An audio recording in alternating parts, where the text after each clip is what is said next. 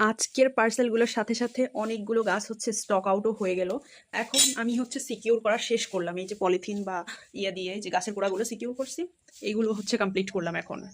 আর যারা হচ্ছে নিব নিব বলে নেন তো নাই, উল্টো আমাকে অনেক বেশি বিরক্ত করছেন, অনেক হচ্ছে মেসেজ দিয়েছেন, তাদের জন্য হচ্ছে এক বালতি সমবেদনা।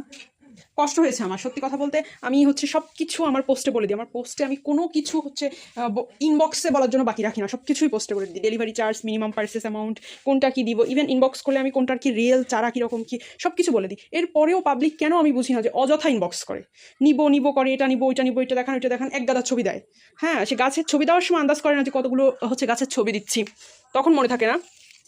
দাম টোটাল বলার পরে বলবে এত দাম, আমি তো নার্সারি থেকেই কিনে নিতে পারবো, আমি এখান থেকে কেন নিব?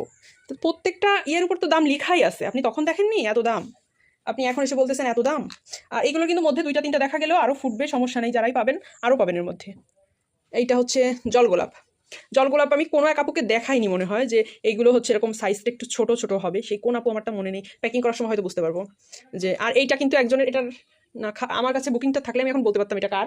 এটা এটা দেখে আবার সবাই বলেন না যে বড় গাছ ছিল আমাকে দেননি কেন, কারণ এটা হচ্ছে নির্দিষ্ট একজনের, তাকে আমার বড় গাছই দেওয়া কথা।